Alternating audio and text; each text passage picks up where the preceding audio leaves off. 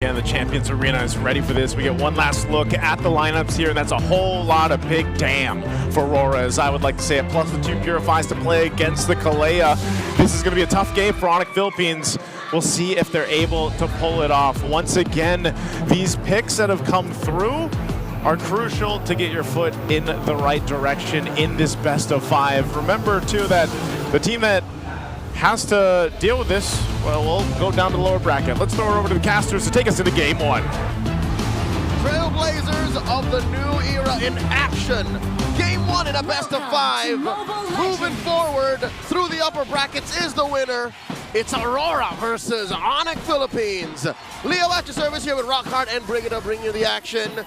I will echo Renmar. It's very rare that we actually just agree on a draft. This is difficult for ONIC to execute, even for them. Yeah. Like, looking at the lineup itself, there are several counters which are already pretty much present, but hold on. Okay, that was close for Brusco. Going back, it's not just the Kalea that can potentially be countered out by the Purify that's in Aurora's hands, right? It's also the stacks that could come in from Kellera later on. Like, if he gets to at least land 2 and just lack 1, the moment he just either Yue or Dominic decides to pop the Purify, then that'll almost register the entire effort's useless. I really love that you mentioned Kellera, because as much as I really do agree, hold on, Fato. Look at that, Renegade might be in trouble here, going down first blood, no ultimates yet, no shortcut or anything, means he's gonna go down, but Demon Kite does allow him to get a little bit of vengeance, get some of that gold back in. Well, that was interesting. I mean, it's ONIC who we've been constantly talking about as a team who might be potentially lacking in terms of early game damage or even kill potential in general, but they just really went in aggressively, trying to invade even a red jungler. As I was about to say earlier, I feel like, yeah, I mean, I love the AURORA lineup, but you look at when you think about Kellera and you think about the Wanwan, what do you remember, right? Like, you remember that insane 1v4 maniac play that he did on his own a few years back, and you think, you know what, this guy is scary. That's right. In the summer of 2022, this was one of Kellera's main flames, the Wanwan. Personally, it's the reason why I call him the Filipino Savage, is he would play forward in your face. Now, Super Prince starting with the Crimson Beacon. First turtle up. Oh, look at that. Beautiful engagement here coming in from Kirk, but will be slowed down a little bit. Brusco can't really do anything yet, doesn't have the Tsunami Slam. King Kong will be getting that turtle, and they could get a bit of an edge here on the coming fight, but looks like AURORA gonna decide to disengage. Rockhart, you don't even need it. ONIC brute forced their way into scoring that first objective. Yep, Kirk did a great job in managing Edward from getting out of his lane. It's not just that, it's also the way ONIC Philippines were able to immediately force out the Purify from US, so he barely could position himself in a spot that would guarantee space for AURORA. This is better though. This time, Tsunami Slam is on, and here we go with a pincer here coming in from Edward and Renegade. They're basically tanks though. Edward's a good damage, will not be usable yet on Masha. Here comes the shortcut. They're diving in on King Kong, and King Kong gets taken down. The Sigma King falls. Now Super Prince falling back. Oh boy, great follow-up from AURORA. Super Prince trying to get some of that HP back, but no go. It's gonna be a lot of bodies in the flow here for ONIC. And they basically show us this is how you punish others. Oh, wait. There's another engage coming in from ONIC. Are they gonna commit? This is Demon Kite though. He's really tanky. King Kong's gonna catch up. Very habit taken. Brusco out of range here with US. Feathered airstrike. Edward is a huge threat on the front. Look at this guy going 1v1 on Kirk here. Oh.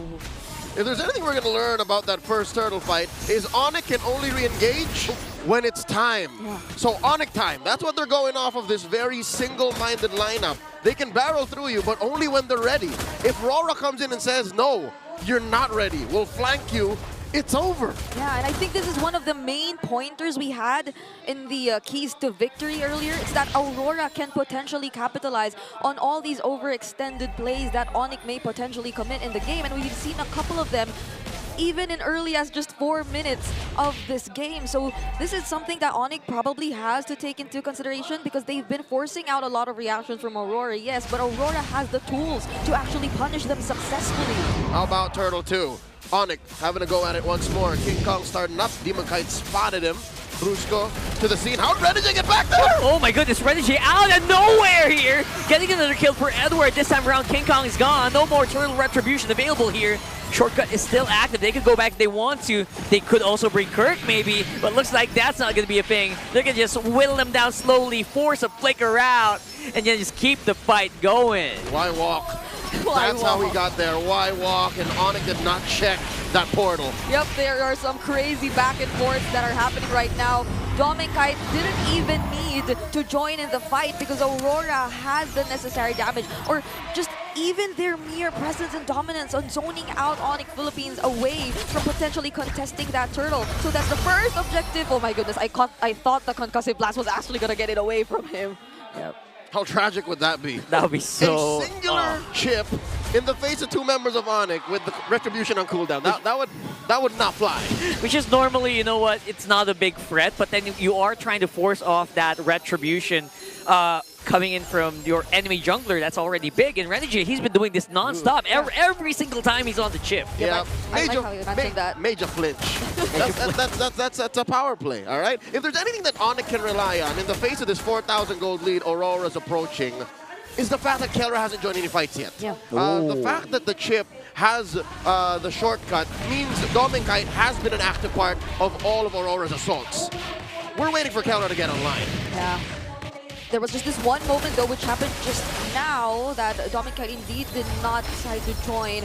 But it seems like it is indeed time for Kelra. Or, unfortunately, he might just be even forced to join in on what ONIC is trying to do from this point onwards, because they're being forced to defend so many of their turrets.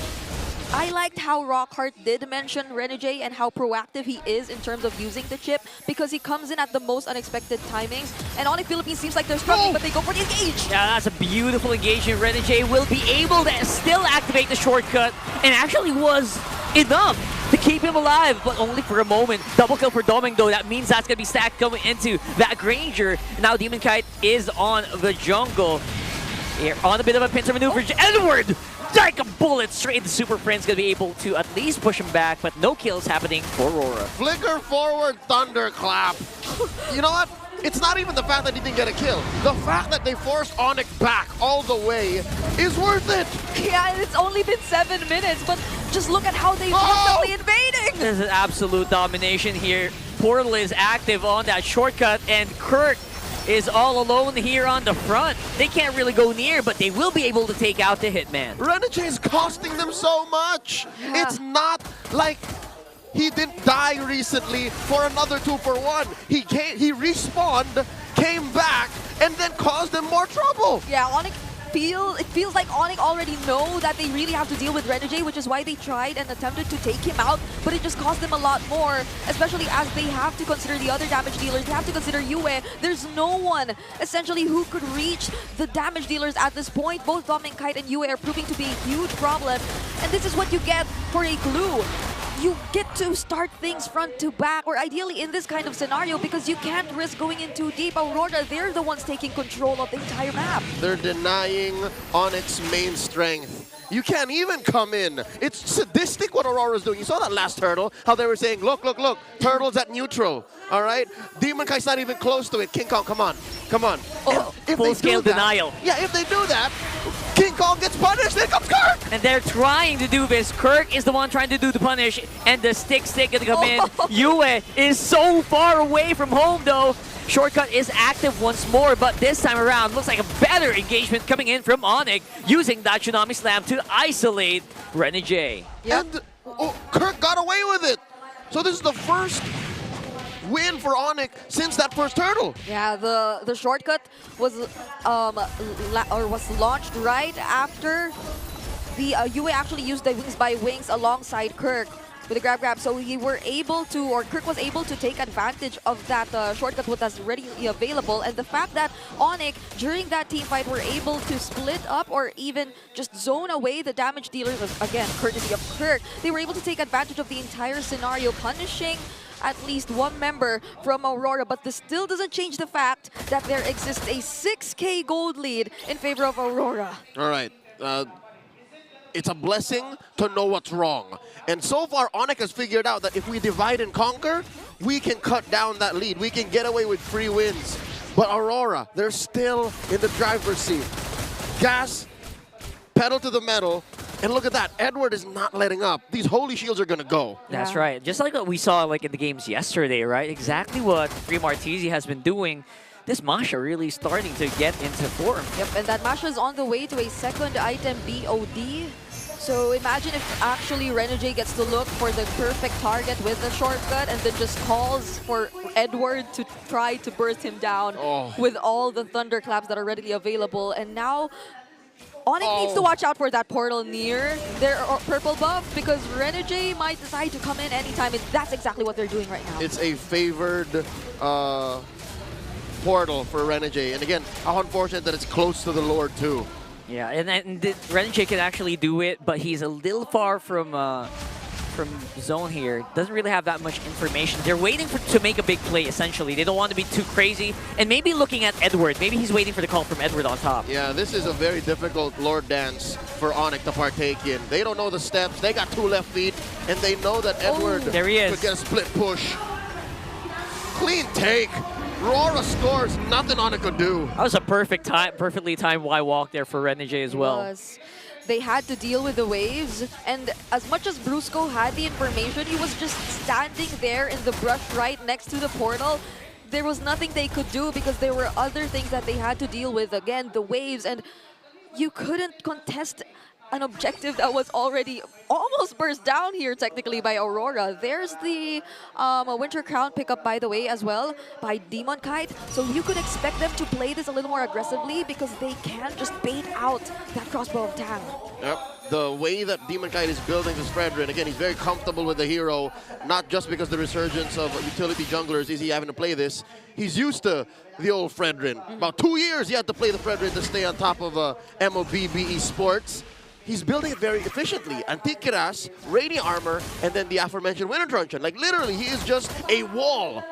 A walking brick house. Yeah, he has to be the wall for Aurora at this point because Edward is literally going full damage here, or so far he's going for the damage items. And Renegade, he picked up the fleeting time, and now they might actually look for another kill. That's a very early feathered airstrike here activated by UA, forcing back ONIC inside the base. Go Turtle for the meantime, although we have a Lord.